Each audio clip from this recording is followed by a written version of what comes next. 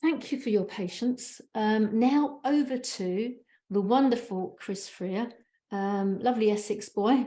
Surprisingly, we never got to meet when I was actually living in Essex, funnily enough, because I feel like I should have known you in a previous life, Chris. So I'm going to stop my share and you're going to tell us a little bit about your story. Thank you. Yeah, well, I'm so pleased to be doing this Connect to Me, because I'm hoping that some of you will connect to me to help me in my mission. Thanks, Greg, Moya, for a fantastic presentation. And I'm sorry, I'm actually at the other end of the scale. There's no technology with me at all. What you see is what you get.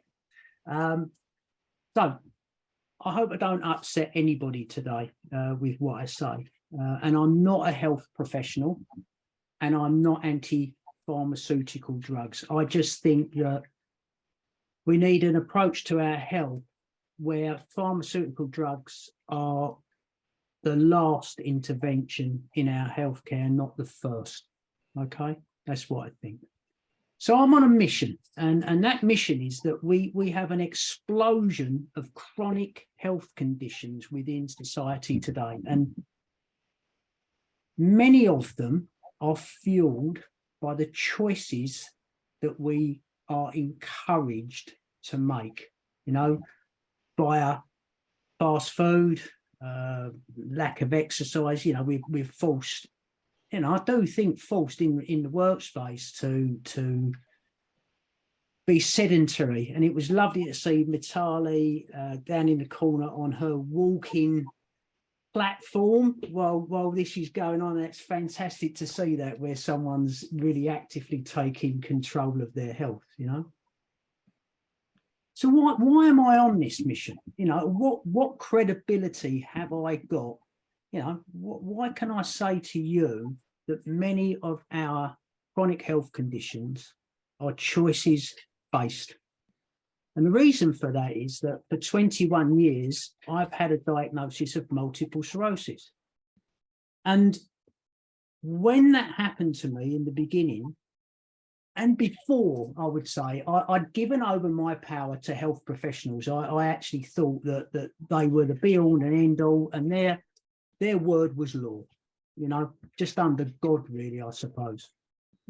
And I was told that the disease-modifying drugs that they had available to me would slow the condition, and it probably wouldn't affect me for 20 odd years, to go on and go off and live the life that you're living, which I did. And the disease-modifying drugs did not slow the condition at all. And within 6 years of diagnosis, I'd gone from that day to secondary progressive, which probably doesn't mean that much to people that don't know anything about multiple sclerosis. But when you reach the secondary progressive stage, it literally is progression all the time. There are no drugs available. I'm not sure about now, but there were no drugs then to intervene. And I was left very much on my own. I'd had some mental health issues. I've had an incomplete attempt to end my life during that journey. And actually, on that day, it really planted a seed in my mind for actually, I think, what I do now, to be honest with you, because my chosen method of dispatch was to hurl myself under the front wheels of a heavy goods vehicle.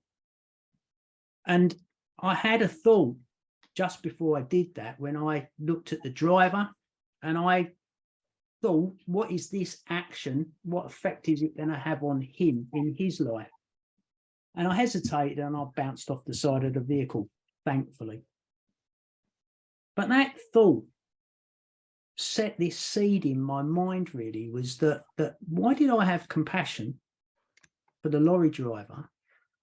And I realized that, in the, I think, probably 50 odd years of life or less-ish, but that I'd had, but I'd never had any compassion for myself, ever, never. And I realized that it was how I'd been raised and what society had programmed me, all the things that we're supposed to be as men, if you like. And that started this this thought process for me, really. And I started to look at ways that I could take control of my life for myself. Right? And it was a slow intervention. MS continued to progress, and I did find myself in a wheelchair by 2012. I think that was what the neurologist had predicted me for. But all the time I was changing the choices that I was making. I was looking at what I could do and not focusing on what I can't or what I couldn't or what had been taken away. And I found that I'd started to get more and more control. Now, in 2017, after seeing my neurologist every year, obediently going there in my wheelchair, this particular year, I walked into his surgery, to his shock, and he asked me what drugs he'd put me on. And I said, no drugs at all. He asked me then what I had done because I looked like I was getting better.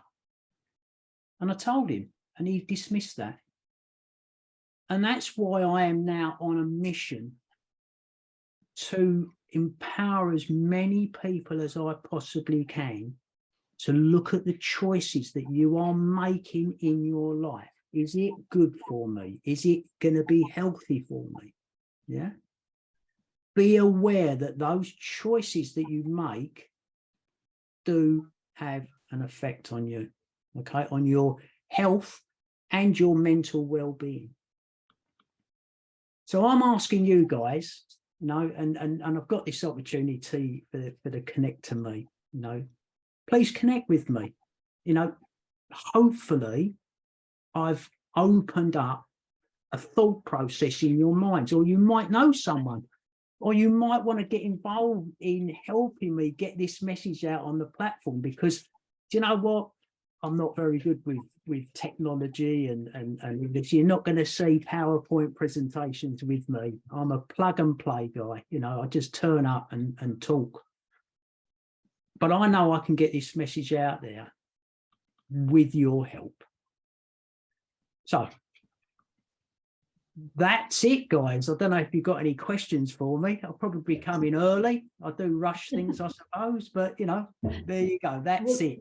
When you've done the message, it comes across beautifully. Then don't over egg it, what they say, isn't it? Chris, it is an amazing story that you've had, and I hopefully your doctor has learned something from your experience, and he possibly can. Maybe he's retired by now, I don't know. But yeah, it is something that more and more people are realizing, that what you put in your body and what actions you take or more don't take will have an effect somewhere down the line. It can't be helped. So I think the tide is turning. We just need to get more and more people to hear your wonderful story. If you have any questions for Chris, maybe you can pop them into the chat space and he can have a little read of them later, because I would like to carry on with what we're doing. But for now, round of applause for Mr. Freer. Thank you so much. You're going to have this video now that you can chop and send it off to as many people as possible, so you can, rather than keep saying the same thing, you've got that to send to everyone that you want to get in touch with and share and support them. Thank you, Chris. Really appreciate that.